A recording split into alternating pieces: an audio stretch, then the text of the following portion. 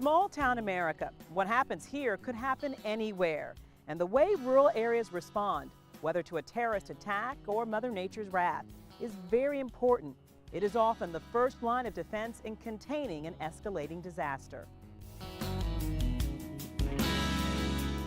The RDPC defines rural areas as those having less than 50,000 people. Bentonville, Arkansas is just such a community, and where we caught up with the Department of Homeland Security funded training program, Risk and Vulnerability Assessment for Rural Communities. Identify key assets within our local communities. Essentially, this course is going to allow individuals the training and the understanding to go out and conduct a risk and vulnerability assessment for key resources and critical assets throughout their community. Why is that important? Well, it's important when we look at planning and possible mitigation through our various programs that could fund these initiatives. We need to have a good understanding of where best to utilize our funding. Assess those assets, assess potential risk, and form a mitigation plan based on that data.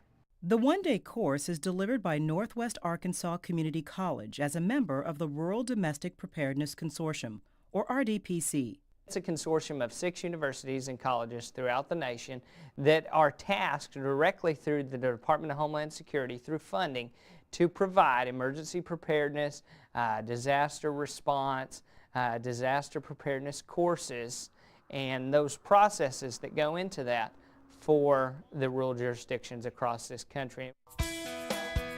The course aims to protect small-town America by educating participants on the need for a comprehensive risk and vulnerability assessment. There are 4 modules. Module 1, Identifying Assets. We're going to look at the assets within the community and attempt to identify what assets are available in our community. Module 2, Identifying Hazards. We're going to look at the hazards that are faced by the local community. Module 3, Determining Vulnerability Levels of Key Assets. We're going to look at specific assets within our community, and we're going to attempt to discuss the tactical vulnerabilities that each of those facilities may have. Module 4, Exploring Risk.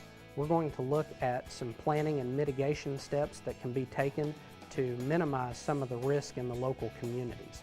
After this one-day course, participants will walk into the course, understand why they're there, understand the processes that are behind the risk and vulnerability assessment, and be able to walk away with the tools and the educational background to then go back to their community and be able to put this methodology into place. The target audience includes emergency management, fire services, law enforcement, and the private sector. How important is it to have a public and private partnership? Public-private partnership is very important for the emergency management and the planning community. It's great to have those relationships built and established prior to any major event or some type of emergency that would occur. Class participants, many of them potential instructors, like what they see. It's been very good. I've learned that there's really a lot more involved in risk assessment than what I thought. It's not like just going out and thinking about it. There's a system to it.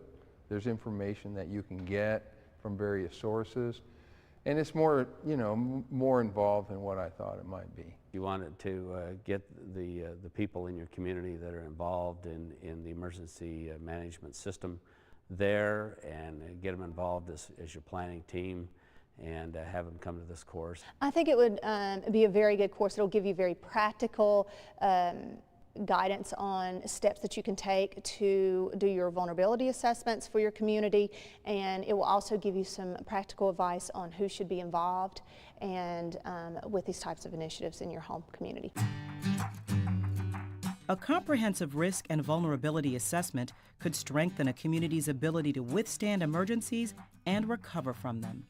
The 9/11 terrorist attacks hit the Twin Towers in New York City, the Pentagon in Washington, D.C., and a field in rural Shanksville, Pennsylvania. So when you think nothing ever happens in small-town America, think again and keep your level of urgency high for the time your training might help prevent or mitigate a potential hazard.